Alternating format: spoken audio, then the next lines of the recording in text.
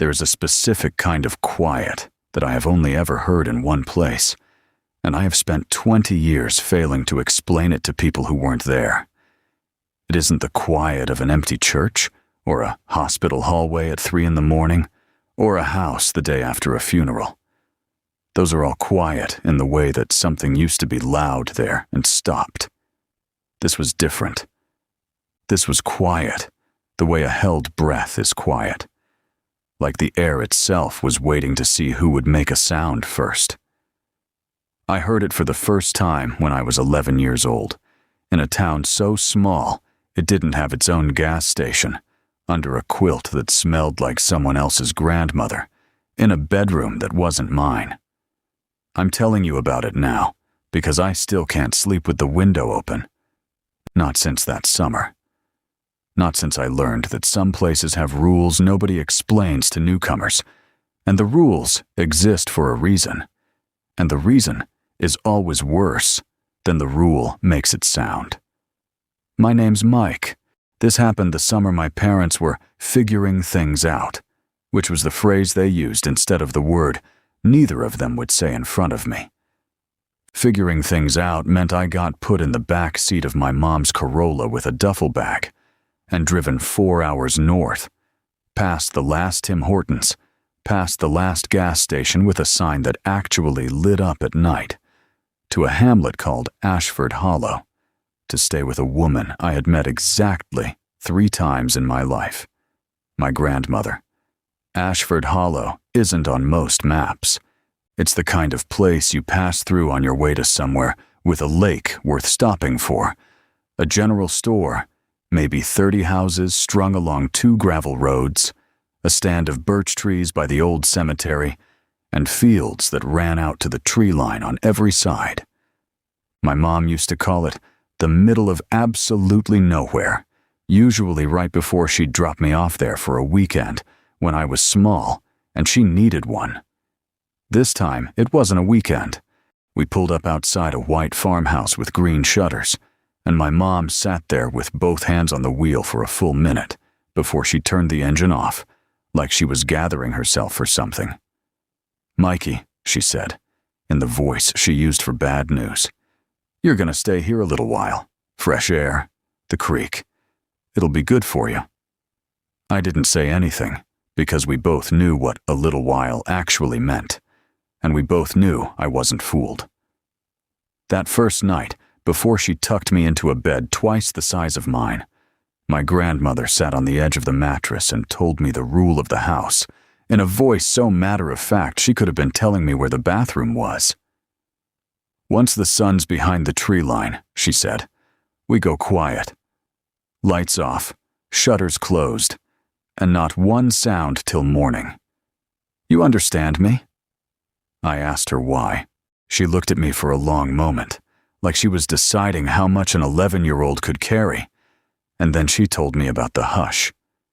And that was the first night I learned that in Ashford Hollow, the worst thing you can do after dark isn't wander outside. It's make a noise. My grandmother's version of the story was short, and she told it like she'd told it 100 times before. The way people repeat things they don't examine too closely, because examining them is worse than just believing. "A long time ago," she said, "there was a boy in the hollow who was born without a voice, never made a sound in his life, not a cry, not a laugh, nothing. The other kids were cruel to him, the way kids are cruel to anything different. And one winter, he wandered off and nobody looked hard enough, and they found him 3 days later, frozen solid by the old well behind the sawmill lot, mouth wide open like he'd died mid-scream. Except he'd never had a scream to give, so something else moved into the space where his voice should have been. Since then," she said, "it comes out after dark, and it goes looking for what it never had. It doesn't have eyes that work the way ours do. It hunts by sound. A cough, a dropped plate, a creaking floorboard, a kid crying because he misses his mom. Any of it will do. Stay quiet, and it walks right past your house like you were never there. Make a sound, and it comes to the window." Has anyone ever seen it? I asked her. She was quiet for a second too long. Anyone who's seen it, she said finally. Didn't come back to describe it. I want to be honest with you. I did not believe a word of it. I was 11.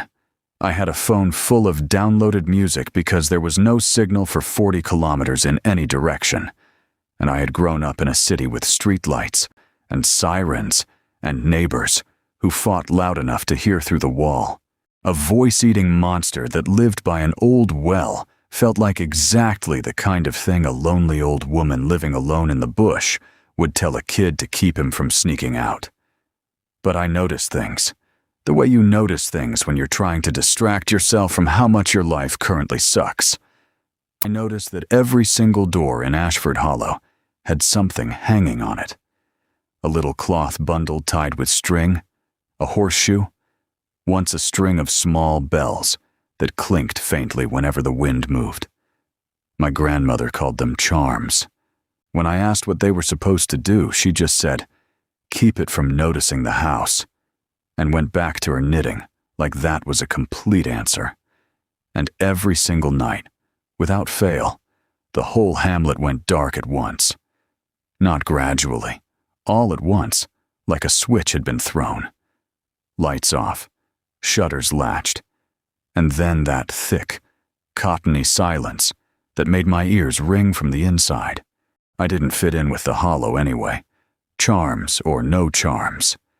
There were 5 local kids who ran around barefoot with skinned knees and tans I'd never get, and they looked at me like I'd fallen out of a spaceship, pale, in glasses, talking too fast and too fancy, as the smallest of them put it. Their unofficial leader was a 13-year-old, built like a 15-year-old named Kyle, and his shadow was a scrawny, freckled redhead named Tommy, who laughed at everything Kyle said, a half-second before it was actually funny. They found me one afternoon down by the creek, skipping rocks and trying to look like I didn't care that I had nobody to hang out with. Kyle's opening line was, "Cody's mom said your parents are splitting up. That true?" I didn't answer, which apparently counted as a yes, because they all laughed, and something in my chest went tight and stayed that way the rest of the day. A few days later, they cornered me by the same creek. Kyle grabbed my wrist before I could pull away and took the watch off it. A cheap digital thing with a plastic band. But my dad had picked it out himself for my birthday, which basically never happened, and it mattered to me more than it should have.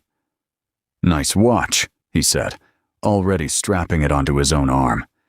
"You can have it back, if you prove you're not a coward." "Prove it how?" That's when Tommy told me about the rule, the same rule my grandmother had, except from a 13-year-old it sounded less like folklore and more like a dare.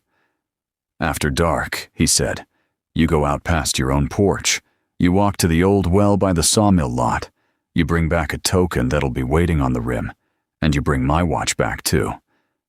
Do that, and maybe, I get to hang around with them instead of being the weird city kid nobody talks to." I want to tell you I thought hard about it. I didn't. Not really. I was 11, and I was lonely. And the specific loneliness of being unwanted by every single person in your immediate radius does something to your judgment that fear can't compete with. I said yes before I'd finished being scared of saying yes. "Tonight," Kyle said, "after the lights go out. I live close. I'll know if you cheat." That night, once my grandmother's breathing had settled into the slow rhythm of real sleep through the wall, I laid in bed and waited, running the plan through my head like a checklist. The front door creaked too loud to risk. The window it would have to be. I'd already tested it that afternoon, easing the shutter open an inch to make sure it wouldn't groan. It didn't. I had my sneakers by the bed and my phone in my pocket, because somehow, even walking to my death, I wasn't leaving the house without music. I climbed out the window into a night that didn't sound like any night I'd ever heard. No wind, no leaves moving, no dogs, No distant traffic. There wasn't any traffic to begin with, but even the crickets that had been going all evening had stopped, mid-note, like someone had reached out and switched them off. The air felt thick, padded almost, the way a room sounds different with the curtains drawn. I told myself it was nothing. Quiet town, quiet night. Nothing more to it than that. 10 minutes to the well and back, I figured, if I didn't get lost. I'd mapped the route in my head that afternoon, so I wouldn't get turned around. Past the fence line to the big gray rock, right at the house with the rusted-out plow wheel propped against the gate, straight on till the birch tree with the split trunk, then the bend, then the well. I passed the rock. I passed the plow wheel. In the window of the next house over, a pale face pressed against the glass nearly stopped my heart before I recognized Tommy, watching me the way you watch someone crossing a minefield. Pure, unguarded fear on his face, mouth moving without sound. Go back, maybe, or don't. Then he was yanked away from the glass by someone I couldn't see, and I kept walking, because turning around now felt somehow worse than going forward. I found the birch. The well waded past the bend exactly where they said it would. Old and gray. Timber gone soft with weather. A bucket hanging dead still on its chain. On the rim sat a coin with a hole punched through the center. A token, just like Kyle promised. I grabbed it, closed my fist around it, and let myself breathe for the first time in 10 minutes. Then I looked down and saw the crow. It lay at the base of the well, wings folded wrong, dead. Its beak was open, not just open, forced open, wider than a beak should go, like something had taken it in both hands and pulled. Inside, where a tongue should have been, there was nothing, just black. I ran the route backward in my head like a chant. Birch, then straight, then the plow wheel, then the rock, then home, over and over, trying to drown out the picture of that crow's throat, and failing, because the harder you try not to think about something, the louder it gets. I found the birch tree fine. I turned. I counted my steps, waiting for the plow wheel to appear. It didn't. The houses kept coming, dark and shuttered, but none of them were the house I needed. One fence was gray where it should have been white. One gate stood open that should have been latched. I kept walking, telling myself I'd taken a wrong turn onto a parallel street, that the hollow only had 2 roads, and I couldn't possibly be lost in a town this small. And then I heard footsteps on the gravel behind me, unhurried, and every ounce of blood in my body went cold at once. I dropped behind the nearest fence and pressed my spine into the wood, heart slamming so hard I was sure it could be heard from the road. The footsteps got closer, closer. And then a voice, muttering to itself, half swallowed by drink, and I nearly laughed with relief because I recognized it.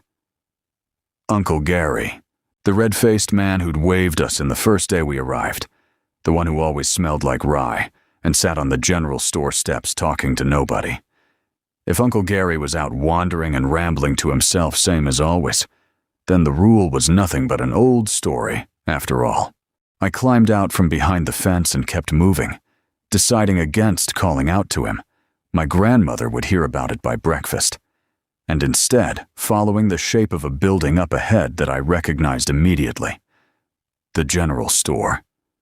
I knew the walk from there cold, straight, then left, past 3 houses, home. I picked up my pace toward it, and the first thing I saw when I got close was a pair of rubber boots sticking out past the front step. Uncle Gary was lying on his side on the porch, one arm curled around a bottle he hadn't let go of even now. For half a second, I thought he'd just passed out, same as every night probably. And then I saw his face. His mouth was open the way the crow's beak had been open, not sleeping, Open. Torn open. Jaw hanging at an angle jaws don't hang at. Eyes glassy and fixed on nothing. Wearing an expression that wasn't fear, so much as pure surprise. Like he hadn't understood what was happening to him until it already had. I heard footsteps again. This time coming from the dark past the porch, not from where the body lay. Uncle Gary's voice called out to me. Same slur, same half-swallowed mumble, closer with every step. And I stood frozen, because none of it made sense. His body right there, unmoving, and his voice walking toward me out of the black, like it had been peeled off him and set loose on its own. I ran again, no plan this time, just distance. The voice followed, matching my speed exactly, bobbing along behind me like it was on a leash. It wanted a sound, I realized, some part of my brain working even through the panic. It hunts by sound, not by me. I didn't stop running, but I dug my phone out of my pocket with shaking hands, thumbed the volume up as far as it would go, hit play, and dropped it in the grass behind me without looking back. The footsteps stumbled, stopped. I heard, faint and getting fainter, something that might have been my own downloaded playlist blaring tinny out of a phone speaker in the middle of a dark field. And I kept running, sneakers off now, gravel and cold dirt biting into my bare feet, not caring, not stopping. I didn't know which way was home anymore. Everything looked wrong, rearranged, like the whole hamlet had been shuffled while I wasn't watching. And then, cutting through the ringing in my ears, I heard it. Mikey, my grandmother's voice. I stopped dead in the middle of the road. Mikey, where are you? Relief hit me so hard my knees nearly buckled. She was awake. She was out looking for me. She'd be furious, but she'd get me home. Grandma, I called back. I'm here. Here, sweetheart. Come here. The voice came from my left, from a yard with an open gate, and I ran for it without thinking. Through the gate, past a shed my grandmother's yard didn't have, and stopped so hard I nearly fell. Wrong yard. Wrong apple tree. Wrong porch. 3 steps instead of 5. A window in the wrong place entirely.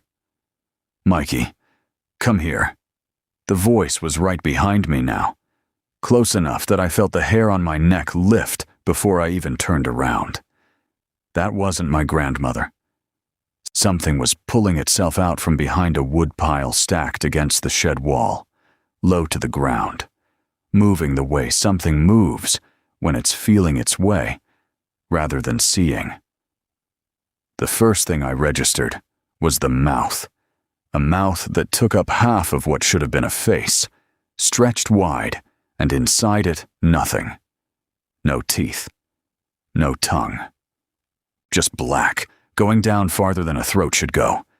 It was crawling across the yard on its stomach, mouth pressed to the dirt, dragging itself along the worn path like something blind, hunting by touch and by sound, searching Kvagon for me, for my breath. My heartbeat. My voice. I stopped breathing, clapped a hand over my own mouth, clenched my teeth, and felt the pressure build behind my ribs, my lungs starting to burn, blood pounding in my ears, loud enough that I was sure it alone would give me away. It was 3 steps away. 2. Mikey, I found you. My grandmother's voice, coming out of that open black mouth, and something inside me broke at the sound of it. The sheer wrongness of her voice coming from that thing instead of her. And it stopped.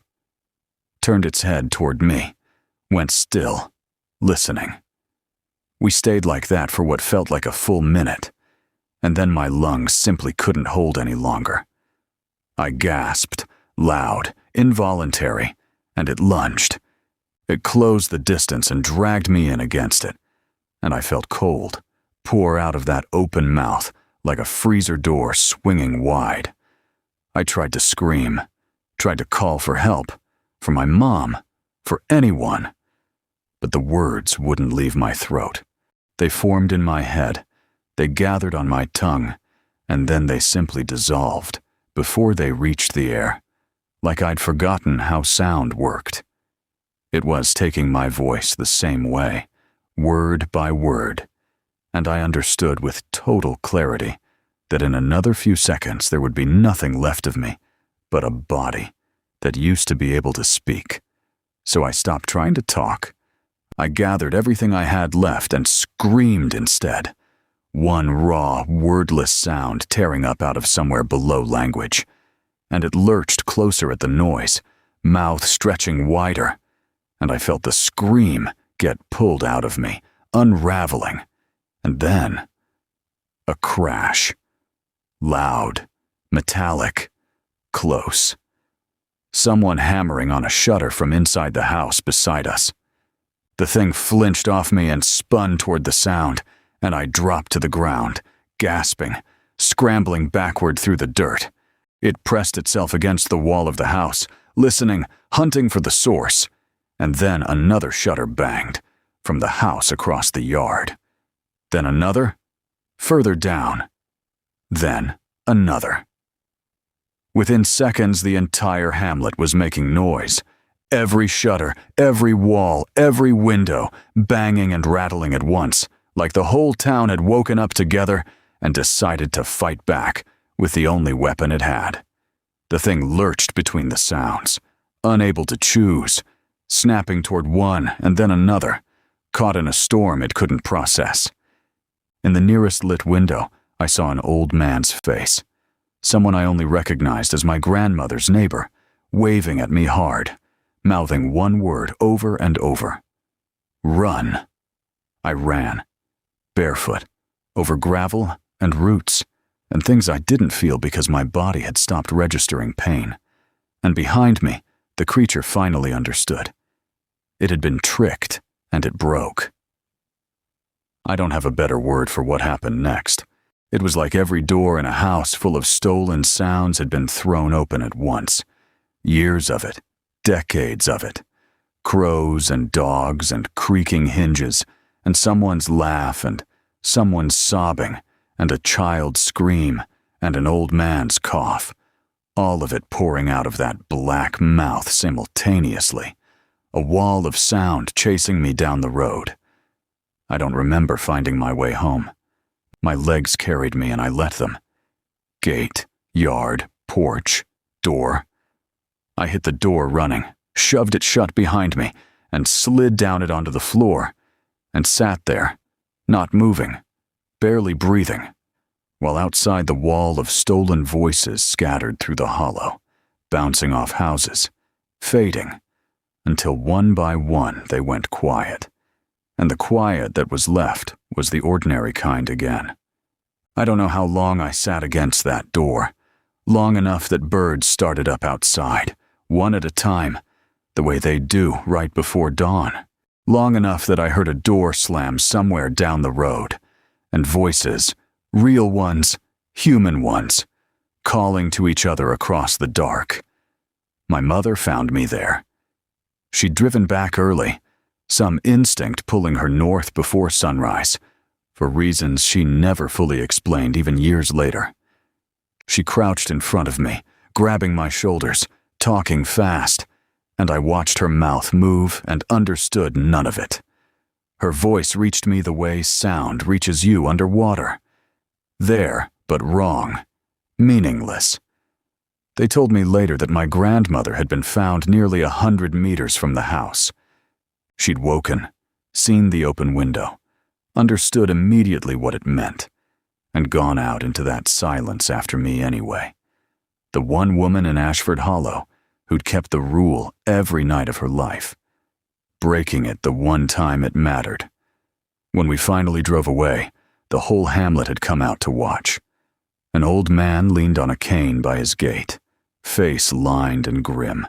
A woman sat on her porch steps with her hands folded in her lap. Faces in every window. Young, old, all of them watching, and none of them looking at me with blame. They knew exactly what had happened the night before. They'd all put their own safety on the line, banging on their own walls in the dark, to pull a stupid, lonely city kid's voice back out of something that wanted it. I wanted to thank them. I wanted to roll down the window and shout it. Thank you. Thank you all. And I opened my mouth, and nothing came out. Not because it had been taken, because something else had moved into that space instead. Something heavier. Something that sat in my throat like a stone and didn't let anything past it. I closed my mouth. Ashford Hollow shrank in the rear window and disappeared behind the trees. I didn't speak again for almost 3 years. The doctors called it stress-induced, told my mother it would pass in time. She took me to specialists in the city, speech therapists, a psychologist who had me draw pictures instead of talking, because talking clearly wasn't happening. Nothing worked on any particular schedule. My voice came back on its own, eventually, sometime in my teens, the way a light flickers back on after a storm you'd stopped expecting to end. I use it carefully now. My wife tells me sometimes that I go quiet for no reason, that I'll stop mid-sentence and just sit there, and I always just say I got distracted and ask her to let it go. She doesn't know what happened that summer. I've never told her. Some nights I think I imagined the whole thing, a fever dream from a lonely, miserable kid whose parents were splitting up, nothing more. And then I open the drawer in my desk and take out a coin with a hole punched through the middle, and I turn it over in my fingers. And I remember all of it in perfect, unwanted detail. I don't get nightmares about it anymore. Most nights I sleep fine, but I still flinch every single evening when I watch the sun drop behind the tree line. Because some part of me that never fully grew out of being 11 years old knows exactly what's waking up out there right about now. Going quiet town to quiet town, listening for anyone who forgot the rule,